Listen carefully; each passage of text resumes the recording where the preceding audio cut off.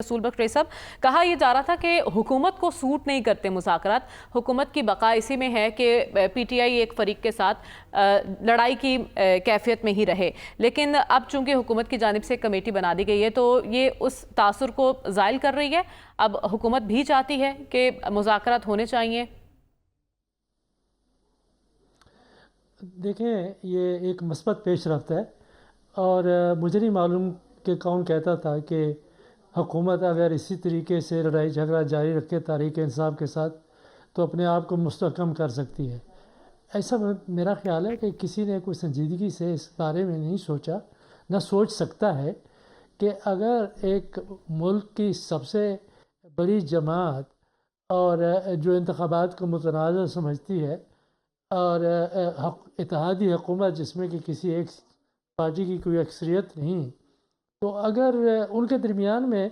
ये हंगामा आराई और तसादम रहता है, तनाव रहता है, तो हुकूमत को नुकसान पहुंचता है। ऐसे हालात में बुनियादी जिम्मेदारी तो हुकूमत की होती है कि एक कदम आगे बढ़कर मामलात को ठीक करे, दुरुस्त करे। हम तो हमेशा यही कहते रहे हैं कि सबसे बड़ी जिम्मेदारी हुकूमत की है कि हिज़्ब इख्तिलाफ की बात सुने, उनके क्या खदशात हैं, क्या शिकायतें हैं,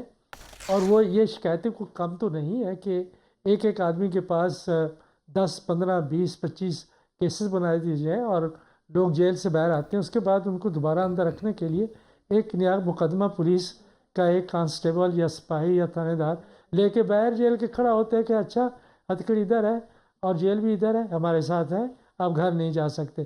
तो ये हुकूमत अगर इस तरह से करती रहे और ये सारी चीज़ें सारी दुनिया में जा रही हैं, ये तो नहीं है कि पाकिस्तान बिल्कुल एक टेंट है और इस टेंट से बाहर कोई चीज़ बाहर जाती नहीं। आज के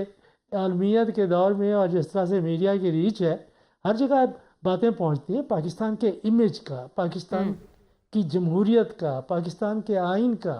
पाकिस्तान के रियासती इदारों की साख का, उन पर एतमाद का। ये बड़े बड़े सवालात हैं जिसकी ज़िम्मेदारी तो हुकूमत पे होती है कि हुकूमत मामलात को तय करे। अब यह है कि हुकूमत ने आखिरकार एक कदम उठाया है जिसकी हमें तारीफ़ करनी चाहिए कि तहरीक इंसाफ ने तो पहले ही कमेटी बनाई हुई थी, इंतज़ार में थे कि कब हुकूमत की तरफ से कोई ऐसी कमेटी बनती है और मामला तय होते हैं। तो ये कल को जो बात होगी उससे आप ये नहीं समझ लें कि कल मुलाकात होगी और मामला तय हो जाएंगे। मेरा ख्याल है कि ये काफ़ी देर तक ये मुज़ाकरात चलते रहेंगे, तातुल भी उसमें ज़रूर आएगा, आना नहीं चाहिए, क्योंकि अभी हमें नहीं पता कि दोनों जानिब से मुतालबात क्या है और एजेंडा क्या है। फिर यह है कि उनका मैंडेट क्या है, कि उनको किस हद तक आगे जाने की इजाज़त दी गई है। जब सियासी मुज़ाकरात होते हैं तो हमेशा जो कमेटी होती है वो जाके दोबारा हुकूमती कमेटी वज़ीर आज़म और इत्तेहादी जमातों से बात करेगी और इसके बाद मेरे ख्याल में किसी और से भी बातचीत होगी और इसी तरीके से जो तहरीक इंसाफ की कमेटी है वो मशहूर कैदी से भी जाके बात करेगी और अपने अंदर भी बैठ के बात करेंगे और आहिस्ता आहिस्ता से आगे बढ़ेंगे। लेकिन एक मकसद वाज़े होना चाहिए एजेंडे में, वो ये है कि हमने पाकिस्तान के सियासी बहरान का हल निकालना है। और ये जो तनाव और कशीदगी है इससे सारे मुल्क को नुकसान हो रहा है, मईशत को नुकसान हो रहा है और उससे फिर होता यह है कि वो ताकतें जो पाकिस्तान को मज़ीद कमज़ोर करना चाहती हैं अंदर से या बाहर से दबाव डाल के, और हम बहुत ही मुश्किल मुआशी सूरत हाल में है, दहशत गर्दी का सामना है, तो इन तमाम चीज़ों को सामने रखते हुए ये सारी जिम्मेदारी फिर हुकूमत की भी नहीं है, तहरीक इंसाफ की भी है। अगर वो दावा करती है जिस तरह से वो करते हैं और किसी हद तक दोस्त भी है कि वो पाकिस्तान की सबसे बड़ी सियासी जमात है, तो उस हवाले से उनकी भी तो जिम्मेदारी बनती है कि पाकिस्तान के मफाद का ख्याल रखें। सिर्फ इक़्तिदार में रहना ज़रूरी नहीं, इक़्तिदार के बाहर भी रहकर पाकिस्तान की और अवाम की और मुल्क की खिदमत की जा सकती है। तो हिज़्ब इख्तिलाफ को आप कभी भी दुनिया में किसी जमहूरी मुल्क में ये नहीं समझते कि अगर वो हुकूमत में नहीं है तो उसकी ज़िम्मेदारी नहीं है। बिल्कुल उसकी उतना ही ज़िम्मेदारी है जितना हुकूमत की है कि मुल्क में इस्तेकाम हो। ठीक है, तो आप कह रहे हैं सिर्फ हुकूमत वक्त की जिम्मेदारी नहीं है बल्कि भी उतनी ही जिम्मेदारी है कि माहौल को मुज़ाकरात के लिए साजगार रखा जाए। रसूल बख्श साहब, आपको क्या लगता है कल दोनों फरीकैन बैठने जा रहे हैं लेकिन एतमाद का फक़दान है, एतमाद की बहाली कैसे मुमकिन होगी? देखिए, یہ تو بعد میں پتہ چلے گا، لیکن میں سمجھتا ہوں کہ سمجھدار لوگ ہیں، اور اگر وہ تھوڑا بہت جانتے ہیں کہ مذاکرات کیسے ہوتے ہیں تو پہلا فیصلہ تو ان کو یہ کرنا چاہیے کہ اس میٹنگ سے اٹھ کے وہ کسی نے کوئی بیان نہیں دینا، اچھا میڈیا کے سامنے کوئی بات نہیں کرنی۔ ہم، دوسری بات یہ ہے کہ جو بھی معاملات ان کے درمیان میں طے ہوں یا نہ طے ہوں، جو ایجنڈا بنے یا نہ بنے، ہم، اس کو میڈیا میں نہ پھیلائیں، اچھا کہ جہاں اعتماد نہ ہو تو اس کے لیے یہ ضروری ہوتا ہے کہ اس قسم کے مذاکرات کو کچھ عرصہ کے لیے لوگوں کی بحث سے اور لوگوں کی نظروں سے ذرا اوجھل کر دیا جائے، تو اس سے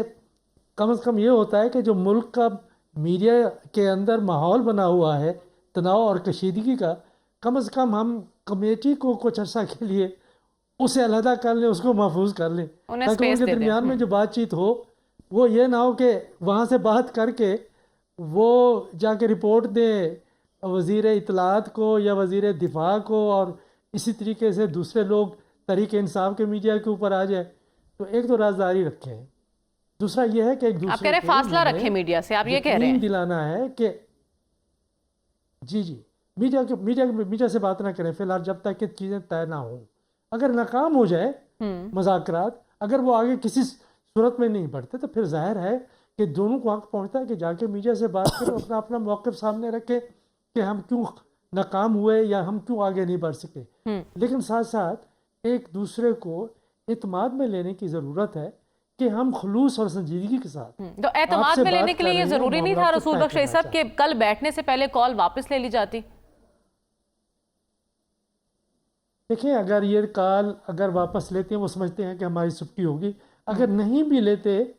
تو اس کا کوئی اثر نہیں ہوگا۔ اچھا یہ سمجھنا کہ وہاں پہ پاکستان کے لوگ اس وقت بیٹھ کے ہمارا تھنک ٹینک پروگرام دیکھ رہے ہیں،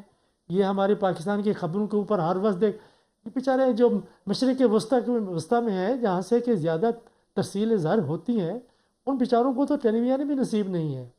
یہ پاکستان کی جو خبریں ہیں وہ ہر جگہ نہیں دیکھی لیکن جا ایک سکتی۔ جیسچر دینے کی کہ بات اگر کریں نا، امریکہ اس میں سے ایک بیٹھے ہوئے جیسچر ہیں دیا تو- جا سکتا تو- تھا، پازیٹیو جیسچر۔ جی وہ اگر میں ایک بات کرنا چاہتا ہوں اس حوالے سے، دیکھیں کہ دنیا میں کئی ممالک نے معتوب ممالک کو مفلوج کرنے کے لیے پابندیاں لگائی ہیں، معاشی پابندیاں لگائی ہیں۔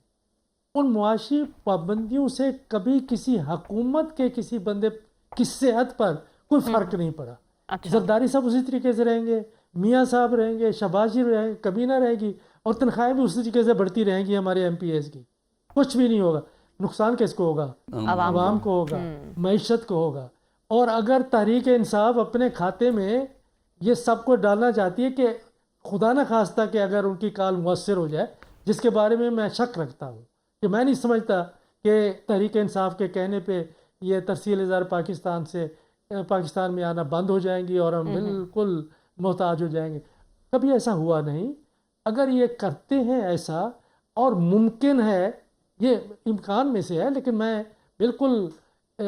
میرے نزدیک ایسا ہو نہیں سکتا کہ پاکستان کی معیشت کو بہت بڑا نقصان پہنچے، لیکن